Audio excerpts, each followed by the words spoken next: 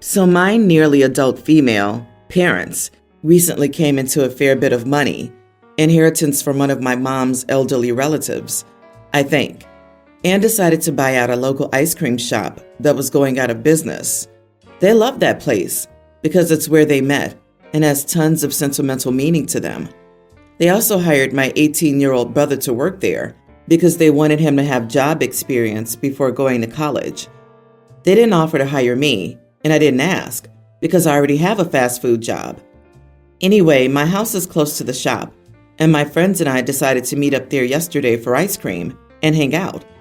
For reference, we're a group of 4 high schoolers. It was busy, so we got in line. About a minute in, our brother came out of the back and waved me over. He handed me an apron and asked me to help out his coworker in the back because they had to clean the machines ASAP. But my brother had to open a second register because of how busy it was.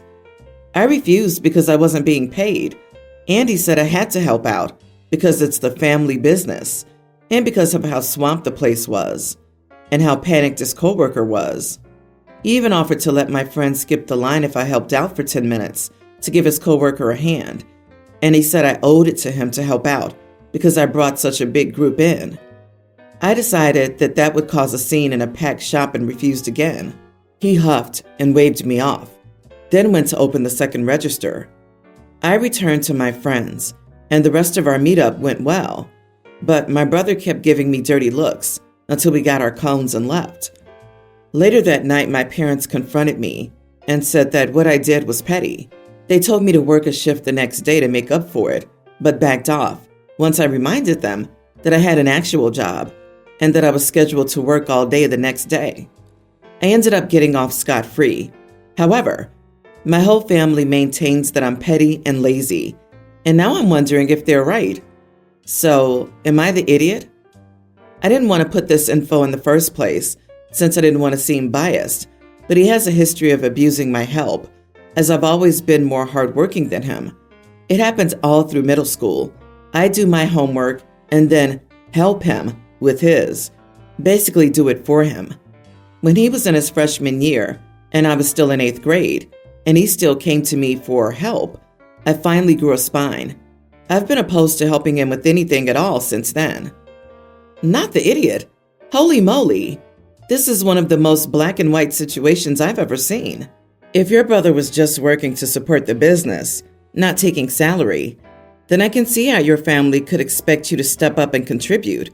But he gets paid, and your family expects you to work for free. I think slavery was abolished, 200 years ago? I don't understand why he didn't just say he'd pay you for the 10 minutes of help. Feels like an obvious solution. You still wouldn't have to. You were with friends, and also it wasn't really an emergency, just busy. It doesn't sound like something unexpected happened. Yes, I agree, but I doubt it actually would have been 10 minutes. 10 minutes is never 10 minutes in this situation. It would end up being an hour minimum.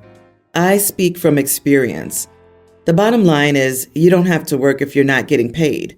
You're not an employee. You have no obligation to that shop. If your parents wanted someone to help your brother, they could have come in themselves. And her brother, she owes him help for bringing in a large group. I'd get my ice cream somewhere else in the future. OP, good for you to stand your ground, and don't let your family gaslight you, twist your words, or turn the tables if it comes to any of that. Even family businesses have to pay employees when it's their kid. You're not trained for it. Also, it sounds like your family is nuts, but they bought a failing ice cream store. Of course they're nuts. I want to clarify, my aunt has no food allergies or any reason to be on a diet.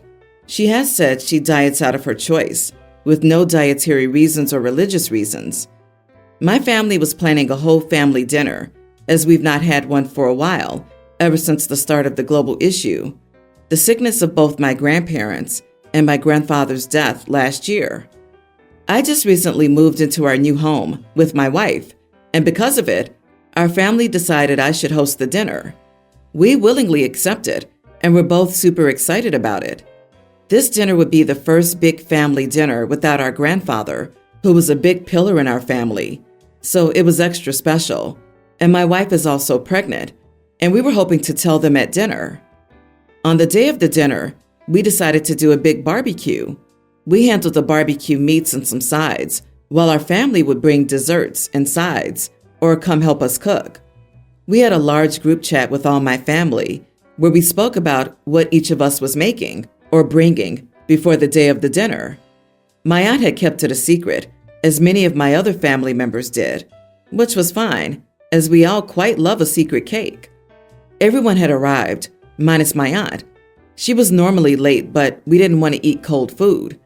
We sat at the food on the table and let the kids start eating slowly and waited on my aunt. Eventually, she did come half an hour after the time to be here. Most of the family had just started to eat. When she arrived, immediately there was tension. She complained that I had made barbecue as she was now vegan. Mind you, the barbecue was not a secret. I made it clear what we were having. Then she began to complain about the food other people had brought, as they too were not vegan friendly, minus some salad. Then she began to berate me for my selfishness and not accommodating her, and said that this was a hate crime against her and her lifestyle. It annoyed many of us who had waited for her, especially my poor grandmother, who just wanted our family to be civil. She normally causes quite a lot of trouble at these things, but with how significant this dinner was, I had hoped she'd not make a big deal out of this. I really couldn't believe she pulled out the minority card for us being vegan, so I just ended it and ushered her to the door so we could at least talk. Her ex-husband went after me and was there to help me. I told her plainly that she never warned us, and she knew the plans and had no right to be upset. Then I said it would be best if she left. She was shocked, as this was one of the first time anyone of our family fought back so aggressively. She left, but not without shouting at how ungrateful and selfish we all were. Am I the idiot for kicking her out? I could tell my grandma was upset, and my mom pulled me aside after dinner and told me I was out of line for disrespecting an elder. Edit. She flips between diets frequently. She recently went gluten-free, but made a big display out of ending her gluten-free diet by making bread and posting about how she's cleansed and could eat bread again. Not providing vegan food for someone you didn't know was vegan, who has been told that the dinner was a barbecue, then showed up late, whining that their unknown dietary preferences were not accommodated, was a hate crime? Tell her your crystal ball was in the shop and you're sorry you couldn't predict her next fad diet. Not the idiot, obviously. Even if you had known, you wouldn't have been obligated to change your planned menu, though it would have been kind to reach out and ask if she'd like you to pick up a pack of vegan burgers or hot dogs to grill for her, on a separate grill mat or microwaved, depending on how strict she was. Sounds like she's someone who loves to have people dance to her. I'm so sick of entitled people acting like they deserved every demand to be met, with or without notice. Your aunt may be your elder, but she acted like a child. You don't have to accommodate temper tantrums. She did it on purpose to make a scene, and she waited an extra half hour to arrive to ensure everyone saw her explosion. Unfortunately, she's not used to people standing up to her, and you put her in her place. Who cares what anyone else thinks? Keep standing up to the squeaky wheel because she's used to running roughshod over the family. My nearly adult female, mom and stepdad, are currently not talking to my stepbrother. He just graduated from college. He invited all the siblings to go, but not our parents. My mom said we couldn't go because they weren't invited. I wanted to go though. I have my own car, and I don't think my mom's disagreements should impact my life. The day before graduation, I packed a bag to drive over while my parents were at work. My siblings, teen, and tween, also wanted to go and begged me to take them. I wasn't sure because I didn't know where we would sleep. I was planning to sleep in my car. They said they deserved to go, so I caved and brought them. We ended up all sleeping in my brother's room. My parents called when they got home. My mom demanded we return. I said not until after graduation. She said she'd get my brother arrested, but my stepdad said we could come back the next day, but I was in trouble. We did come back after graduation, and we were all grounded. My mom said I was a disrespectful brat, but I should be able to go wherever I wanted in my own car. even if I wasn't quite 18. She said she would take the car away, and I said fine, but I'm not driving my siblings to school or anywhere else, including my youngest brother's summer camp. My stepdad said to stop being an idiot and apologize to my mom. So am I the idiot? Edit. I don't know why they're not talking. They're always fighting about something. It started right after he broke up with his girlfriend, which could be related to that. My stepdad's father also isn't talking to my parents right now, which is a lot less common. So maybe he's just siding with his grandkid? Also, I had to take the 9-year-old brother. If we all went and left him behind, the little demon would have gone feral. My stepbrother lives 4 hours away. He was very happy to see us.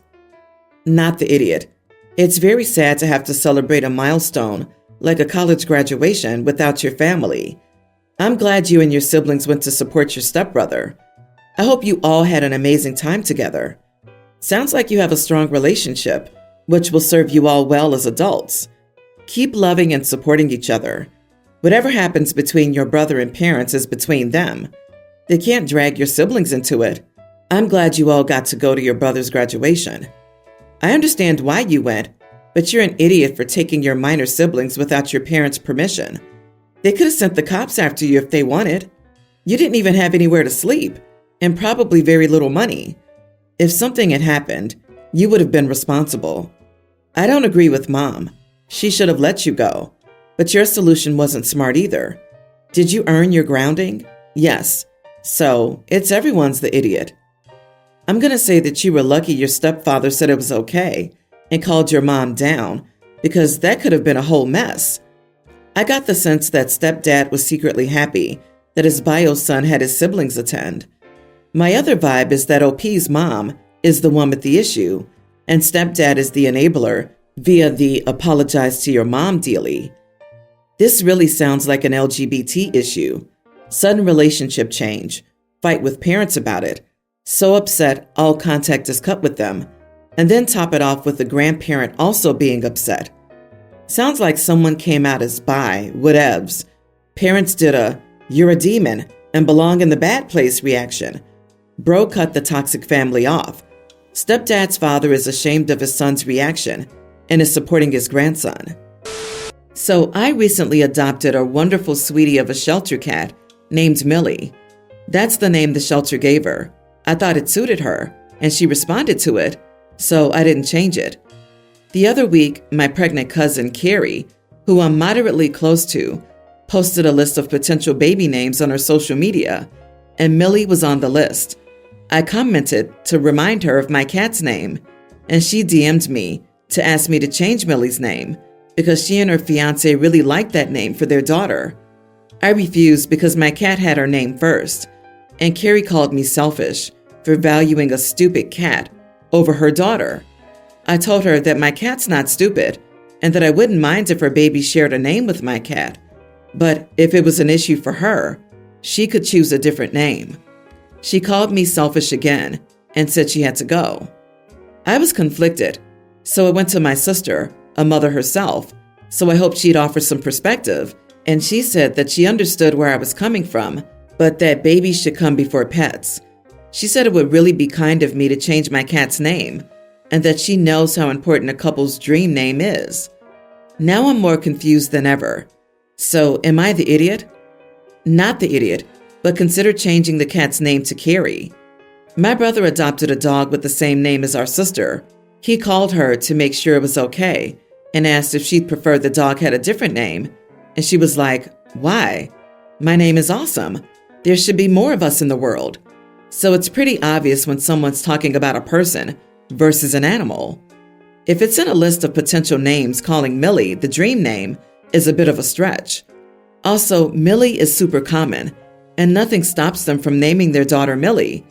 How much is this kid even going to be around this cat? How is this even an issue at all? The cat already had this name. Why change it? Your cousin isn't thinking about this with a clear head. Two beings can have the same name, and the universe will not implode. Keep your cat's name. My female 29, sister Meg, 25, mentioned many times that she wanted to visit one particular town in the southern part of our country. What's important for the story is that the town in question is always full of tourists, and lines to museums, restaurants, and everywhere are very long. In summer, you have to reserve tickets to some places a long time before your trip if you want to visit them all. Personally, I don't like overly touristic places. Still, Meg's previous visit to a given town went poorly, and it remained an unfulfilled dream of hers. So I decided to take her for a weekend trip there on her birthday at the very beginning of June. I told her beforehand that I'll pay for the hotel, train, and some of the tickets or restaurant bills, but she had to make a list of places she wants to see so I can make a reservation. I gave her a deadline so I could make reservations, etc. The deadline came and I asked her if she had the list ready. She hadn't. No biggie. I gave her a few additional days, but still nothing. Eventually, I booked some places I found interesting. Some were no longer available anyway. In the end, she didn't give me a list at all. We went for a trip and saw the things I was able to book, or we were able to see without reservations. But what upset me was that even when we reached our destination, she still didn't really know what she wanted to see. She only twice during the trip mentioned that she was interested in seeing something. Both places were unavailable or had very, very long lines. All the time her behavior was like, meh, anyway, even though it was her who constantly mentioned visiting this town in the last 3 years. I felt as though I was babysitting and forcing a toddler to see things she wasn't interested in.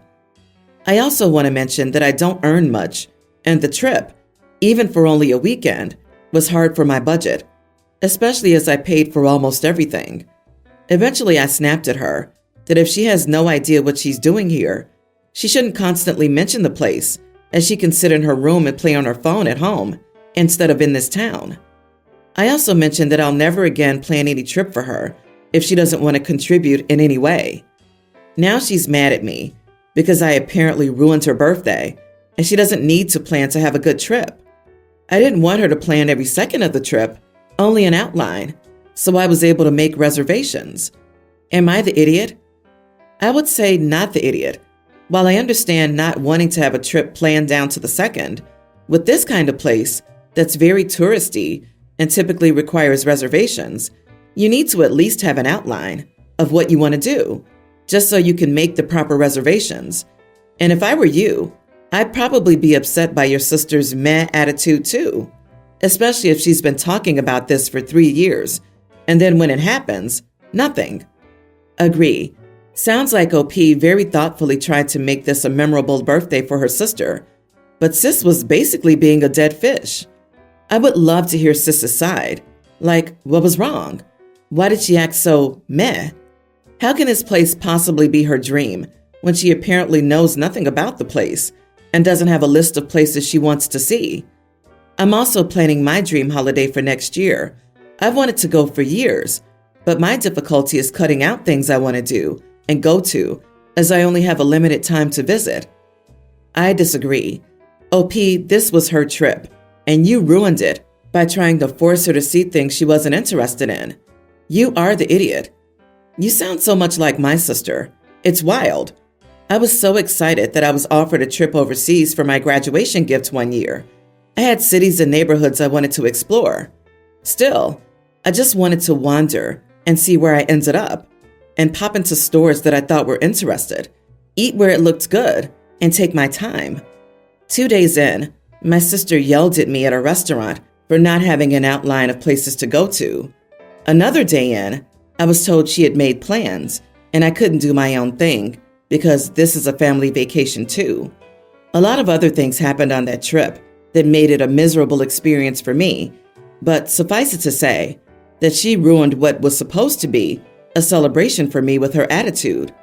While I understand your frustration, it sounds like you didn't discuss this much with her beforehand and just told her what you expected based on your planning preferences. You're not compatible travel companions.